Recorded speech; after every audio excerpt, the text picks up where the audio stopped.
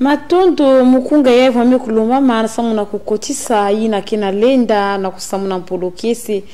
betu mekuzonza chikaka na mikunga betu kulubuka mingi betu mekutala mukunga ina mekulakisa pe ina kele kinkulu ya bisi Kongo pantwena ina mvuatu mekuluata na kuyangdika ina kele mfumu betu ke kuzaba kulanjila yao na bilumbu ke kukuiza na nzila tata mvulusi ina yao na tangu ya betu ke kupesa mbote ya buzitu na ina kina betu kintwajo betu mekuzonza yingi tata ngeta yingi kino ngeta matondo bangita mekunjima imeni azola kuzonza chiwe mekunjima mbote ya beto zola kulula na beno tata mvulusi beno mutu kukumina ina kele bizizi ya M certifico kila yai wapi mpolokesi ina beno ke kusamuna na mwana kana ndome na kokila yai diamu ya beto ya kimoko ya bubu yai yake le kaka mutindo la fausse croyance. C'est la vie que le kuikulu ya luvunu samuti mambo ke mingi ya kuzonza veme na kuluengisa kaka bref pour que bantu bakula yina kele diambo ya bubu yai matondo tata kwa tulendo mekuzonsila lukuikulu ya luvunu samuna hiki na kubaka kaka na kuterimina na jambo ya lukuikulu ya luvunu hiki azola kuzonza lukuikulu ya luvunu bon bubu yai ke mingi na kati ya beto mase constater ke na kusambila mais en réalité nzambe baki na kusambila yake kaka nzambe ya luvunu. Voilà pourquoi Québec Kibaka la majorité ya bandombi si total na kati ya boile beto ya Congo la majorité ya bandombi qui les chrétiens mais si total ba chrétien na kati ya beto baki na kusambila tant des années depuis que Bible kotaka na kati ya mbanza Congo ina vanda ka 1482 donc depuis 1482 l'Afrique qui na kuluka kave et l'Afrique qui na kuzangu kave et l'Afrique na kuvana kaka na kati ya pasi soit disons que bana tina beto nzambi ya bien et ndombi mekota na kati na kuikila nzambi na tibu ndombi ke kaka na pasi mais afin que Bible kuzi beto wana la grande puissance du monde. Voilà pourquoi que la fausse croyance il y a quelqu'un bandombi na kina kusambila nzambi ya Bible donc on aime ni habiti na zonzo la katikati ya beto donc na kuzonzila ya beno la fausse croyance ame kukuzila na nzila ya kibibila mais bibu yake na kati na beto croyance na kina kubuta mboma ve croyance kina kuchanger ve boala croyance kina kuchanger ke ve continent on faut se venir na kuikila na kati na yao. Parce que si beto baka au départ na kati na beto wakoko et beto wandaka bien on était la grande puissance du monde mais depuis qu'il va recevoir Bible beto ko mutino que les derniers c'est pourtant dire que fausse croyance na yina bamina tina beto na nzambi ya banzenza muke baka mutino kifua na katikati ya beto on si beto ta la réalité na kile ya Bible na katikati ya beto ta la kaka fiechi bamezonza la beto que Jésus que le moine nzambi et ba kaka meko bazonza Jésus que le nzambi ba beto la comprendre est-ce qu'il y a moine nzambi ou bien que nzambi bref mais si beto vutuka fiechi na katikati ya beto mutino que Bible ya ba maison za nakati na Esaïe beto baka kaka mutino Esaïe 22 le verset 2 bazo ke yakele na muntu vile na kubutuka na ntoto yenu kubutuka mutino ke na maza na menga na maternité pour une voix de saint mais ba maison que non il est le saint des saints donc ça veut dire c'est un mensonge parce que déjà que Esaïe ne pouvait que yakele na muntu vile na nyoso kubutuka na maza na menga il a que na souffle voix de saint donc du coup contradiction na kati ya Bible ya bao beto ke vutuka fete si ba mutula ke mutino que Jésus ke le moine nzambi mais que que le vous beto tala mutino que na kati ya jardin de Dieu selon histoire ya Bible ba maison za la beto que mutino que non adona Ève mutino que nzambi mutu créé que bao ils étaient créés na nzambi mutu créé que bao mais Jésus va créer avec Jésus va boutayandi donc c'est différence que kuna nakimi na ba me créer ba me fabriquer nakimi na ba me buta wapi na nenda vanda nzambi je pense que nzambi na kile mutino que nzambi ba zola glorifier na kile adona Ève mais ba le mko zola que non Jésus ni mwana nzambi Jésus que nzambi yani kuma fausseté si ba chrétien zola sambi na ba zola sambi la même Adam parce que Adam ba boutayandi ve Adam za ba maternité ve Adam utaka na kati kifumu ya kento ve mais ba me fabriquer yandi et ndetozo me nzambi il a tenu qu'un zambi mais les autres non adové mais ni Jésus nous tout le mois ni zambi il y a que le vous parce que Jésus met ça la 9 mois qui vous n'ingé pas mettre ça la 9 mois qui vous wow quelle différence que qu'on a besoin qu'il y a un mois ni zambi il y a beaucoup de fausseté il y a que moi ni Joseph c'est bien clair et net na katikati ya beto nge joyi mwana ya Joseph na Marie mambo mena nisa ndepeleke le mwana mutino ki tata lwemba ya mama ntinu donc mambo kuzo ke mwana nzambi kelevé si Jésus voit le mwana nzambi mutino ki kena kuzo Jean 16 yaba il a tant aimé le monde son fils unique et si mutino vumba ke zo zakona mais si nzambi zo que son fils unique c'est Jésus c'est pourtant dire que beto ba pour kabit na tala passe na kusambila nzambi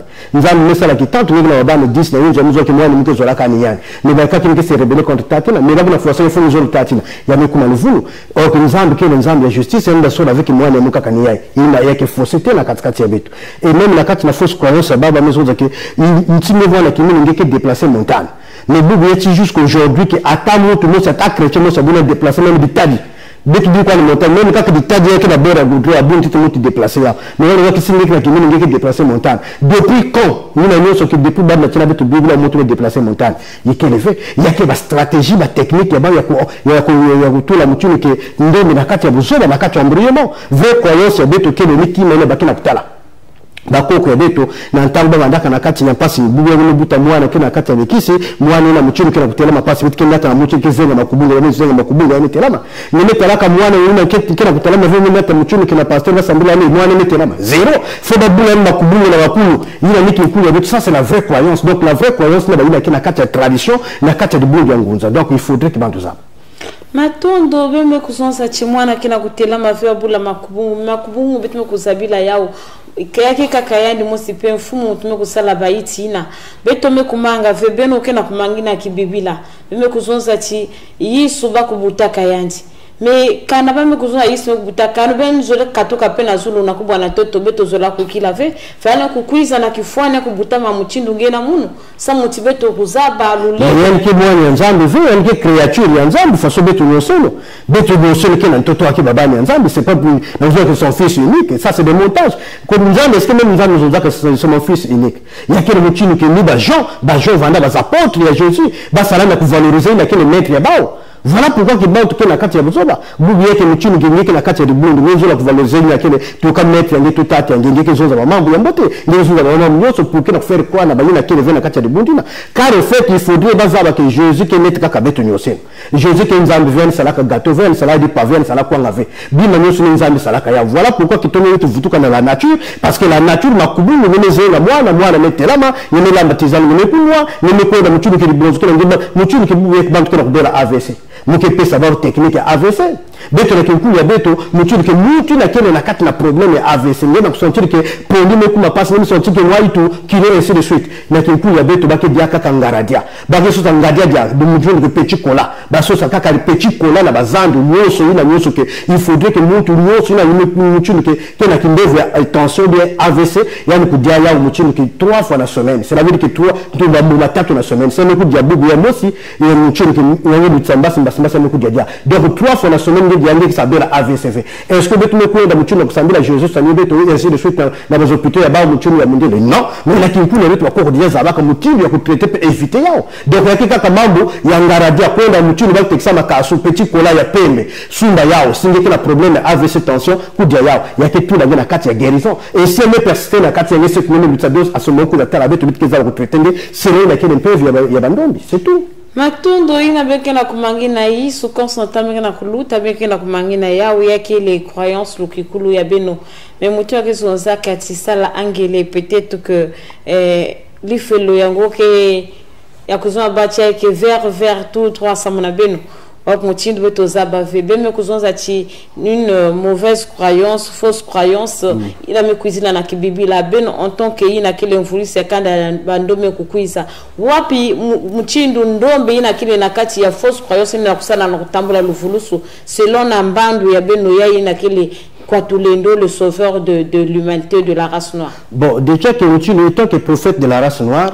bugu yake yentete beto fana kuzaba ke kutula ziswason parce que mingi na kati ya beto kena kubakina prophète muchinu kaka muchinu ba prophète ya ba bible beto beto ya prophète ya bible ve muchinu ngeke tala muchinu ki ba pasteur mingi ba prophète mingi o c'est un bishop c'est un prophète o no Jérémie a dit o Esaïe a dit o no Daniel a dit et Ézéchiel a dit yini ke ba mambo muchinu Ézéchiel de zozaka selon révélation de Zoaka na ko avertir le peuple nde étant que prophète ya bubu ngene zozi qui est ngeke tala ba chrétien qui refait ba tourner kana bible ba vutuka match. Or, beto que les prophètes, la race noire, n'a pas apporté une solution à Bandung. Il y a un tête na kati na beto que pour que nous tout tamboula nous voulons, il doit se débaptiser. Faut dire manga baptême il y a chrétien, il doit renier ce baptême là. Il y a que baptême ya beto parce que bubu yeke na kati na beto kenge kenkombo bali na baptiser ne vena imbwa ke zo la yo mamba ben ke dikana mo CV et ben ke culture mo CV ben ke alimentation mo CV donc déjà en tête il doit se débaptiser et ya zone na kati na beto nous kulanda message ya prophète na kina kuzoza na mbandu yaye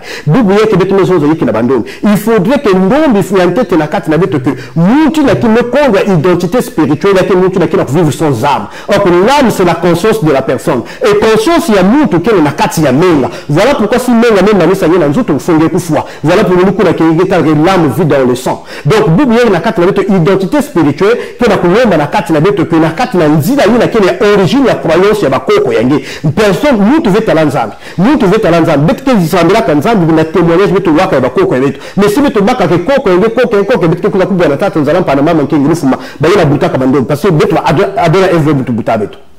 Mais si tu vois bavani sambira wapi nzambia bavani sambira nzambia pour tout lendo donc na kati na beto que si beto zola que kutamu na kati na ya beto vutuka na croyance originale la voanda ka muchini tuka ba koko ya beto mais ba koko ya beto voanda kana ba premier ba mindele ve muchini ba Jean ba Félix ba Patrick yake ya beto ve yina ke colonisation mindele nataka na kati na beto ko coloniser beto ko katula beto wakumu muchini ke mabiala ko katula ngeni muchini elenga ko kambrungu ne katula ya le beau c'est Jean-Pierre, Jean de Dieu, Enoch, Daniel, il n'a qu'à prendre pour coloniser spirituellement la carte yabeno. Or du coup la carte yabeno que si il y a la prendre c'est la vie de Kindle la sangu kave parce que il y a que mutu na bame sumba na kusumba les esclaves. Or bible yake que la toy na kele mutu que ton spirituel ton d'accomplissement. Il faudrait que la liberté spirituelle soit la réunion la carte yabeno. Or na pour réunir la carte il faudrait que n'importe les mesures de la vie qui le livre sacré. Mutu te qui la kembe blonde la pour tout il faudrait qu'un tissé d'abord alliance harmonie na bazon donc dans ce triangle bible que na katikati na ngeba na réclamer que nous vutu la harmonie là-bas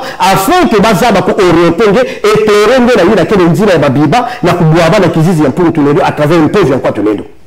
Mini est là que muchini que au bazan c'est des démons mais bible que si le total la carte la beto bazan que ba démon mutu fois c'est un démon mais le que voilà toujours dans le pan le banquier la foi maman ka ça le foi ngi tu dans le pan papa le foi ngi toujours le pan parce que le pan le démon nous voulons la voir le pan le démon il va beaucoup la ingratitude cela veut dire que bon tu la TV la carte il y a conscience et reconnaissance bible que papa ne voit na ngeno tu famille comme démon il y a que muchini que raisonnement ya yimbi na de beto que langue na carte na beto que il faudrait que ndongo vutu kana ba repère ya beto que la ko demander qui de repère de base ya croyance. Il y a un tête la nouvelle mouvement qui est mercredi là qui tambala makungulu baka nsamba mwangisa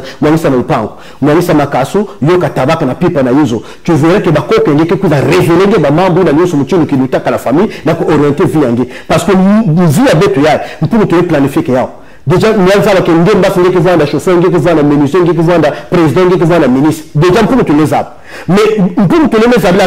à travers bénédiction la famille ya bien nous tu veux que la bénédiction personnelle ya enlevé bénédiction que kumina na kati na mutu que cadre c'est un lignage ya c'est que ba kunu tu ba koko ya le tekla quand le candidat va vivre déjà la bénédiction là donc on dit aussi mutu que la cause de la kati la destin la bénédiction là ngeke landi la misiku ya ba koko ya ngeke kulu ya ngeke pour que retrouver ya donc bible na kati ya beto que la katula into aba membre Jésus mutu que mukela ko en tant que prophète de la race noire ba visiter ça qui nous ya mercredi makungulu ba bwangisa nsamba kadi kasu ko ko avait ba tout le monde kasu c'est pas de Dieu mais dans le jardin de Ben ba dia ka pomme mais pomme ba te kana parce que supermarché ba te kana bazan qui ne sumula yinza ba te kaya ba dia ya est-ce que nous kasu sumi de la FDA de kasu mais pourquoi ba dire de kasu plus que même le pomme c'est pour dire que l'ignorance na kata de kasu veut avoir FDA de kasu mais de nous quoi que le kasu c'est pas de Dieu ni pomme c'est pas de Dieu ni ba dia ba donc il faut bien te raisonner boublier que la carte na beto que la carte na temps spirituel il y a mutu que la ko que ndolo fana vutu ça na ba repère yani donc il y a été ndolo qui na droit pour baptême il y a qui de tout cas religion yani parce que chaque race qui a religion christianisme c'est que les européens les baka l'islam qui les arabes les baka bouddhistes qui les mutu qui tout cas il y a les indiens ba asiatiques et beto que la qui nous a mais la que ça débat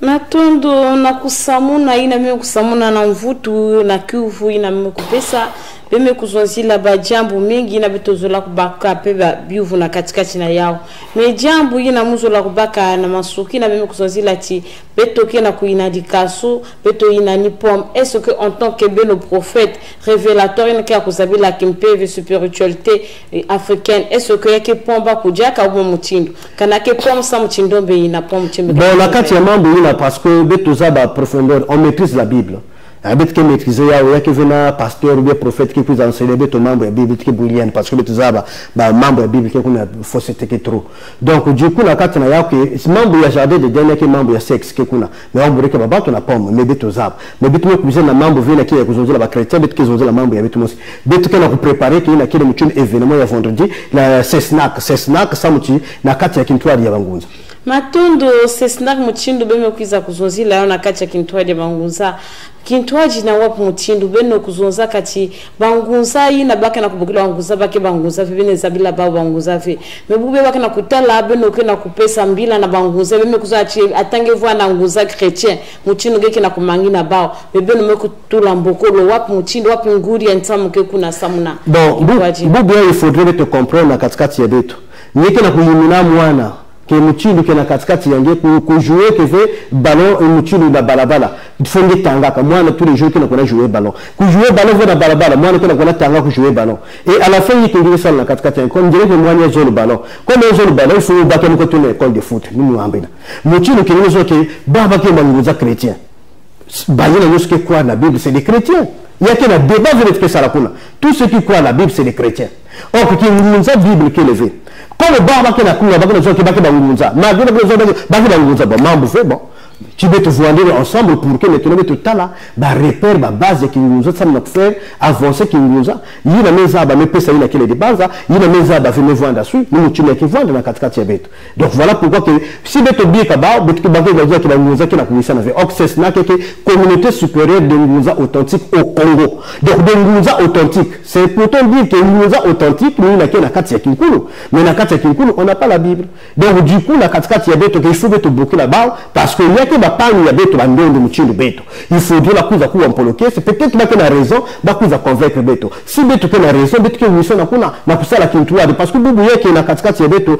kana kutambula ngulungu na katikati ya beto ngulungu beto na kutambula yina beto kana kwenda baz autorité ba kana kuyufuna beto amiba pangi kwa kote ba pangi ya kote bon si beto voanda sui ni beto question na kulutisa ina kile génération na kati ya ntombe il faudrait te bloquer la ba pangi ngeke nguza kuza na taliban zange ngeke nguza kuza na taliban zange ngeke nguza peu importe le muchindu ngeke sambila ka kuza na taliban zange bantu abisi ya banguza ni betu mebogera matondo bame kuzonzila bantu alise banguza ba oye bakena kubokila ba kilumbu ya bukonzo bakena kuzonza chi vendredi na direction ya nguza message na kele tuka na kizizi ya sympathique et betome kufungula kinzonzolo peut-être na bayina kele na biuvu zole tatu na tata mvulusi sa mchibeno kutambula mvutu ya beno kanange peke na kubokila zaba kubokila beto na 06 674 13 20 et na 05 023 10 80 tekila nge na kubokila kubela mana poste téléviseur ngv kubi ppv levo ya beto nina ya utata mvulusi na jambo ina mbele na kuzozila ya kintwaji tuka ya banguza muchime na za authentique est-ce que na banguza ina ke kukuiza yake kuvua na beno ke kunjima chiba kukuiza na croyance ya ba muchime mkuza banguza jise ba ke kuiza beno ke imposer ko koto sokaka na kinguza na kuvana kacha mutuel wa mutindo beto ke bakatete mutuel allo nge tambuta la kumane mutini yayi na bizina beto kana tambila na zaka na ku détruire ba marmite ancestral na ba marmite ancestral na ba ke détruire ba na bazane tous les jours ba ngonda na bangonda e banke kana kaja mpipa muzo na ngezo na bayina kena kutala na kina tangu yayi ibula zangisa ba est-ce que ba marmite ancestral na kubibisa yao ou bien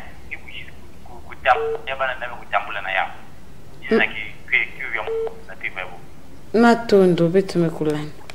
mambo yoni keke mbuta kena kuzonzila beto kena kutambula mingi ba kena kuzonzila jambo ya ba marmite ancestral ya kuvana même na bayina kena kuiza ba chrétien kena zo betu ke détruire ba marmite ancestral mais na kutala na kacha ba marmite ngoma malgré ba kena kusala ba vita ba parce que na kita kaka na kutatamana est-ce que ba ke ku détruire ou bien ba ke kutatamana kana katina yana voilà pourquoi maison za que la fausse croyance ba ke vuna nge ba mambo mingi mambo ya destruction ya croyance muchini ke ba marmite ancestral et ainsi de suite yeke kaka ba connerie na katikati ya beto car au fait que la vraie délivrance ya mutu ni kuvanda en contact na la nature et na entité yani parce que mutu na mutu kana ange gardien mais si ngene tabula ngeza ba ange gardien ve si ngene na fomisa ya n'importe qui bika ngene va m'exposer mais si ngene na kuvanda en kintu ni n'importe qui protéger la ba mambo ya kaka donc problème ke kula beto zaba yina kele kinkulu yake le beto la ndana kaka na media mais beto kuza longoka.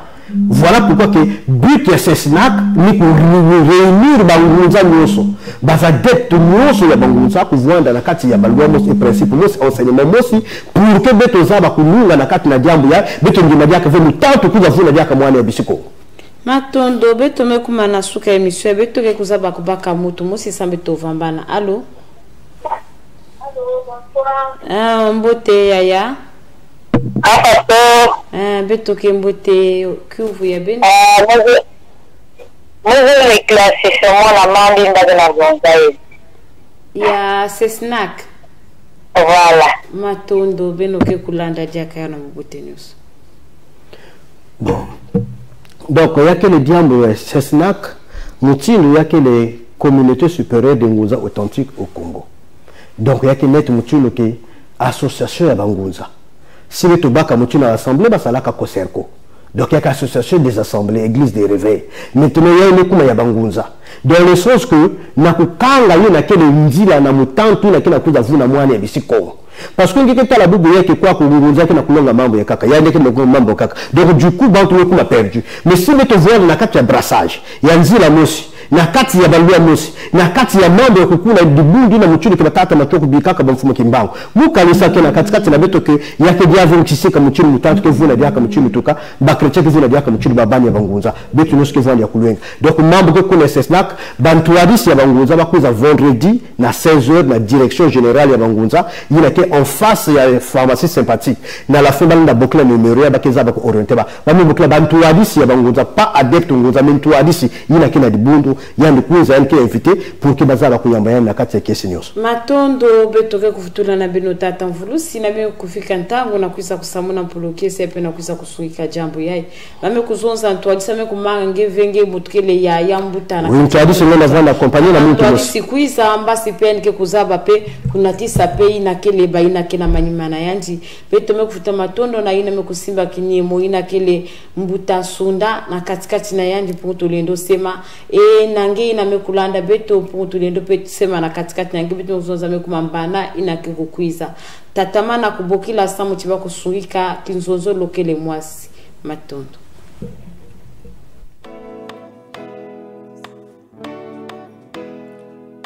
Eh mes amis,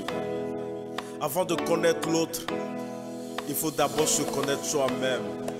Car il est temps de s'éclater dans la vérité.